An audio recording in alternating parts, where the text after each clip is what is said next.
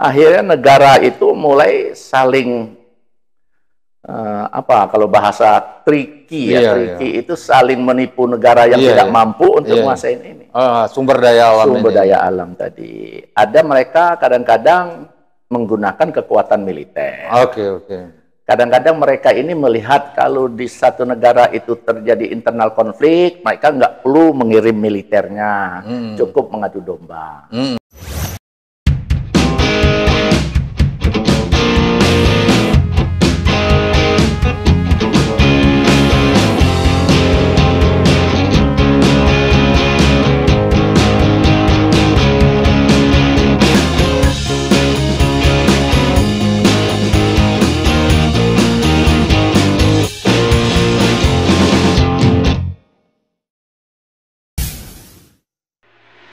Assalamualaikum warahmatullahi wabarakatuh.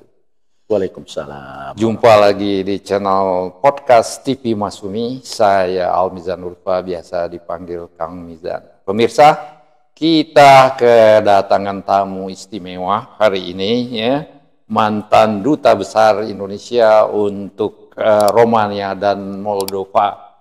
Beliau adalah Irjen Polisi Purnawirawan, Dr. Honoris Causa Dr. Andes Haji Muhammad Amhar AZ SHMM.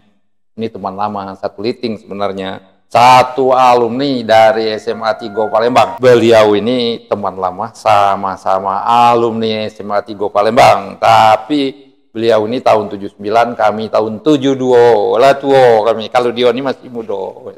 Kami ini kita mau bincang-bincang mengenai global security. Karena beliau ini paham sekali mengenai ancaman-ancaman dan peluang-peluang global security worldwide, ya. Masalah-masalah macam-macam, ya, masalah Timur Tengah, masalah Rusia, masalah Laut Cina Selatan, masalah Sudan dan lain-lainnya. Beliau ini menguasai baik teori maupun prakteknya.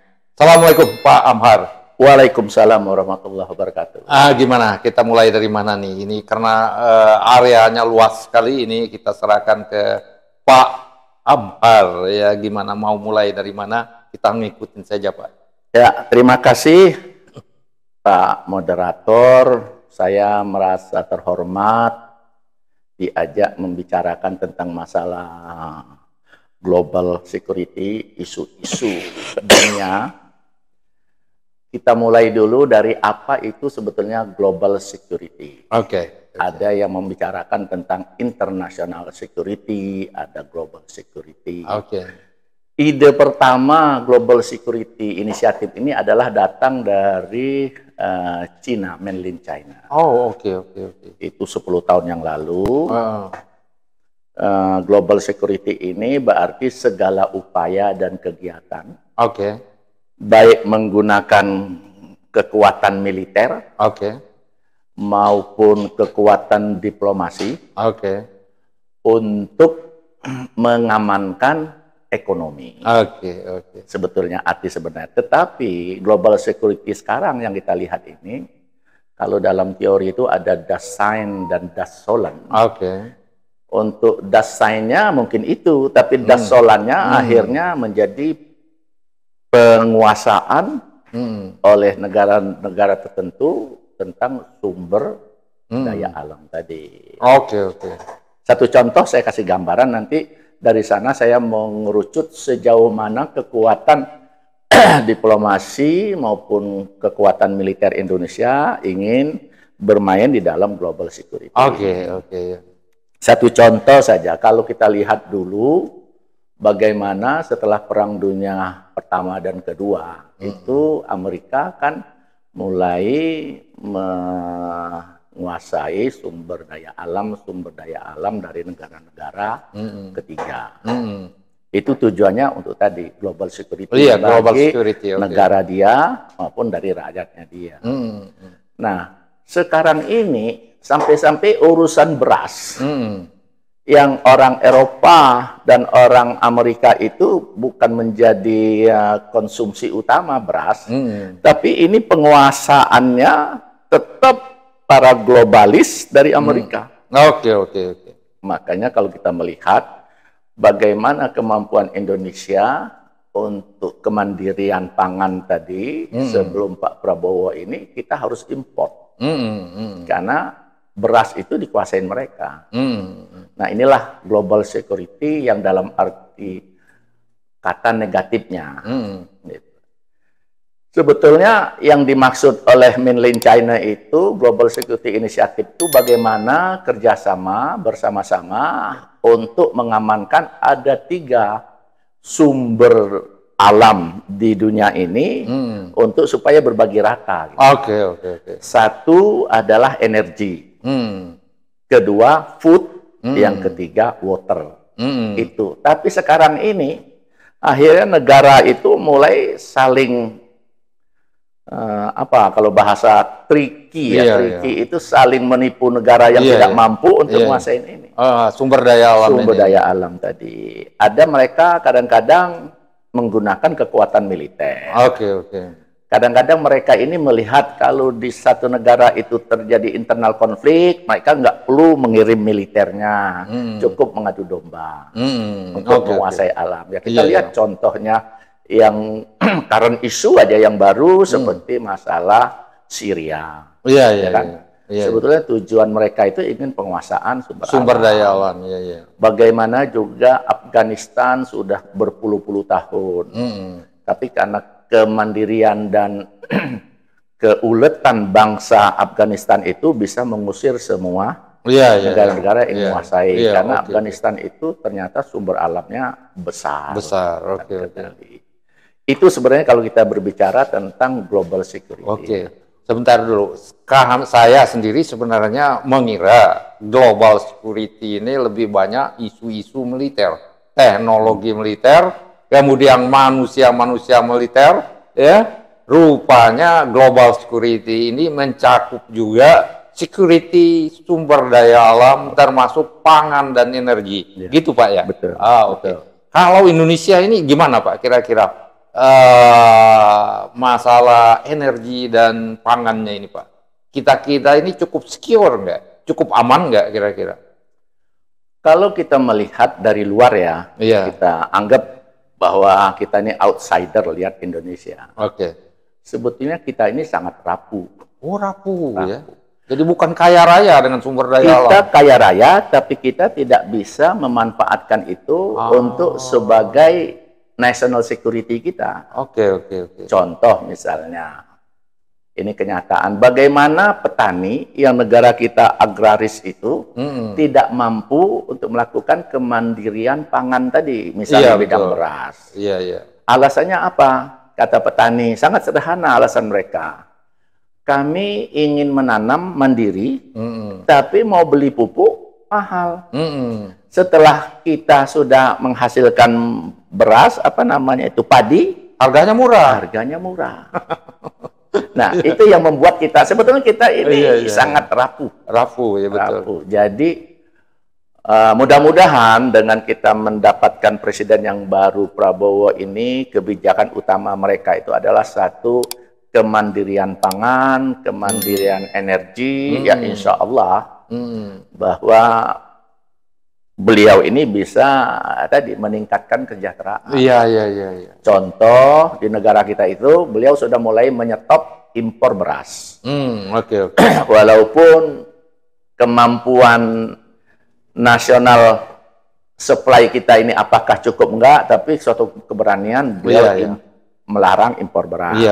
Saya dengar tahun 2025 tidak ada impor beras. Tidak ada impor beras karena beliau sudah menugaskan pengusaha nasional kita, saya tidak perlu sebut namanya, itu membuka lahan 1 juta hektar di Merauke, Papua Selatan. Merauke.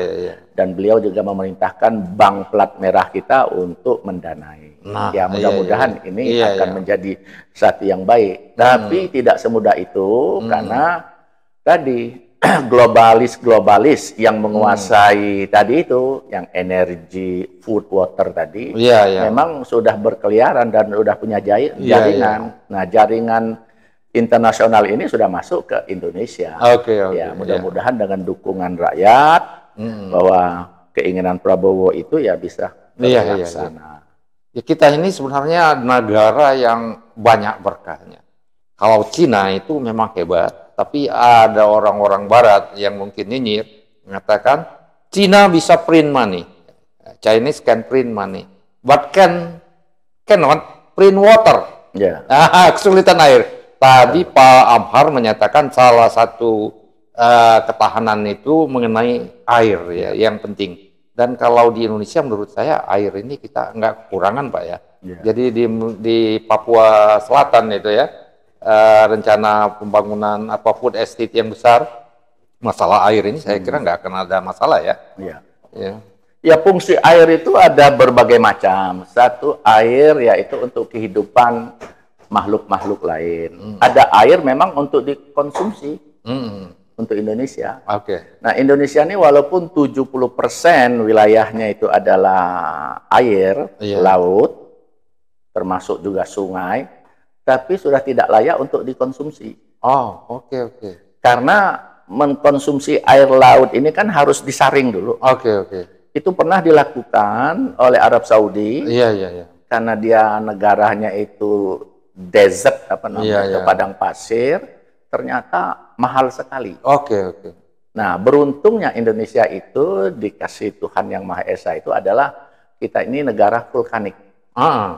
Jadi banyak sekali sumber-sumber air itu yang dari ketinggian gunung yang bisa kita kelola. Tetapi kembali tadi itu, masalah national security kita itu belum ada kesepakatan antara pemerintah dengan rakyat untuk mengelola ini. Saya pernah membawa pengusaha dari Eropa Timur itu berkunjung ke kampung saya, yaitu di Pagar Alam.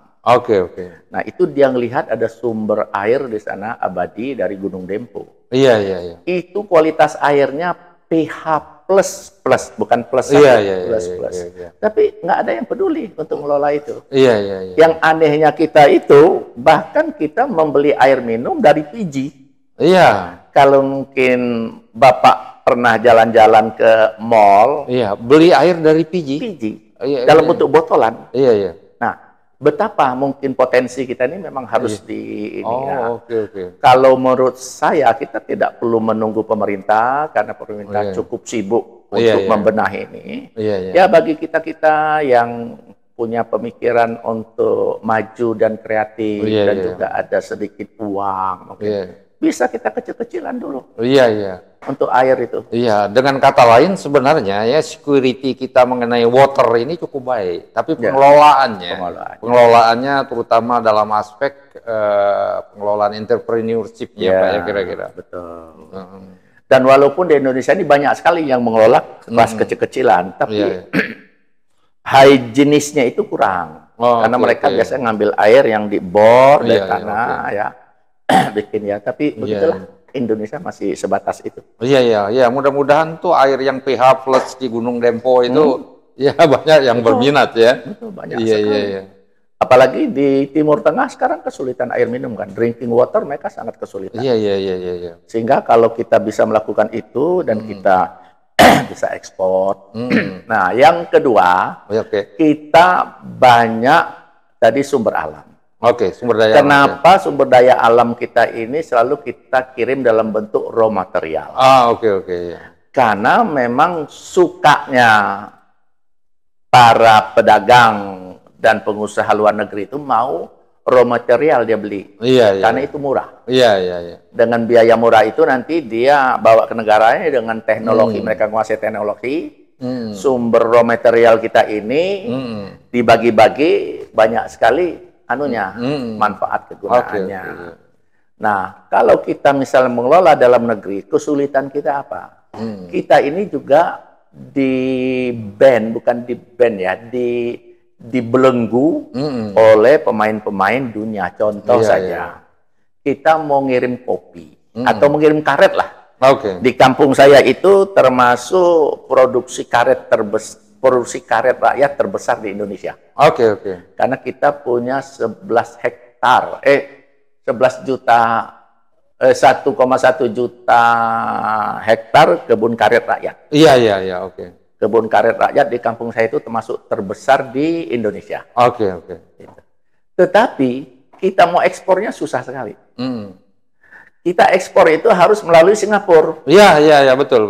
Nah, kalau kita ngirim dari Batam ke Singapura, itu biaya 1 kilo lebih mahal dari pengiriman dari Singapura ke Jepang, Tokyo. Dibikin oleh globalis seperti itu, supaya kita ketergantungan.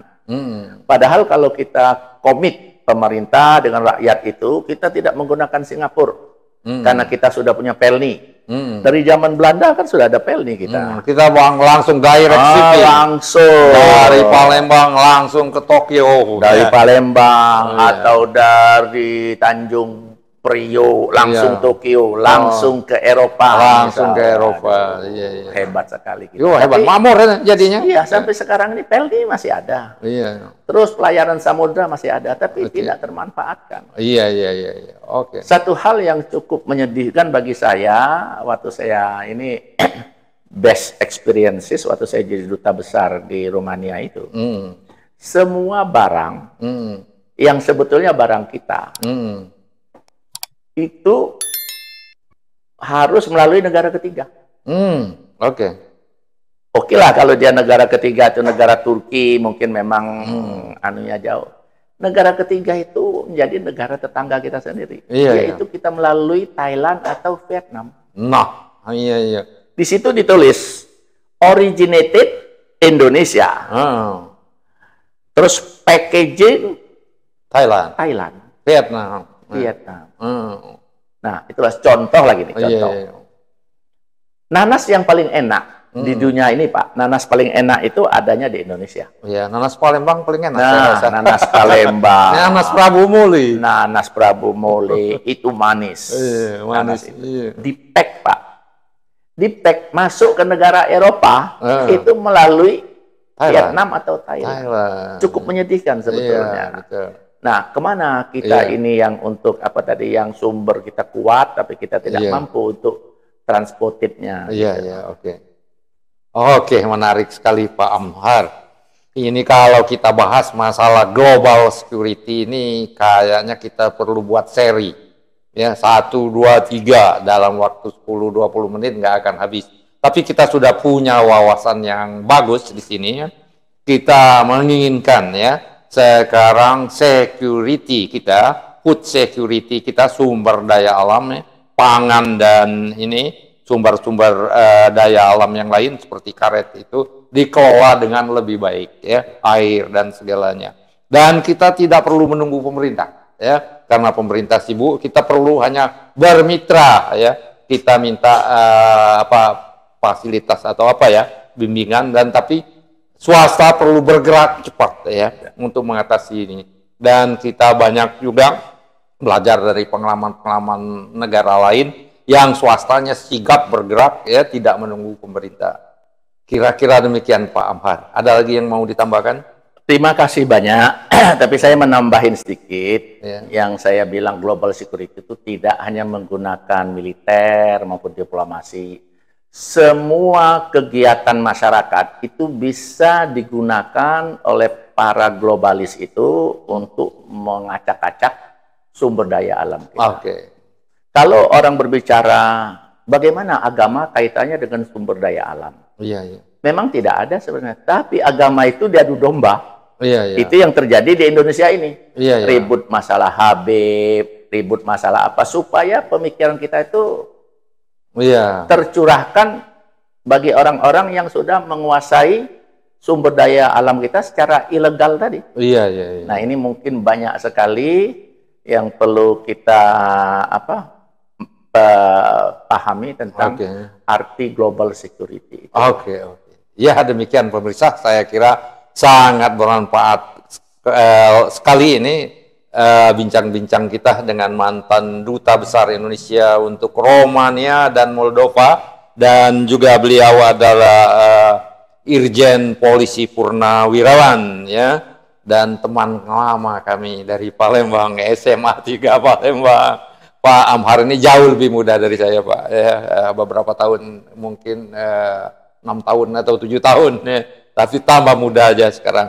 Mungkin dalam kesempatan lain kita bincang-bincang lagi, Pak, sisi lain dari global security ini, karena saya awam sekali mengenai global security ini. baru dengar ini wacana Pak Amhar kemarin, kemudian saya lihat-lihat di Google, oh rupanya memang ini. Pertama saya kira global security ini hanya masalah militer, Pak. Rupanya banyak kali ininya, cabangnya. Demikian pemirsa, saya kira mudah-mudahan bermanfaat bagi kita semua, dan mudah-mudahan ya, obrolan singkat ini didengar juga oleh pengambil kebijakan. Wabillahi taufiq wal hidayah. Wassalamualaikum warahmatullahi wabarakatuh.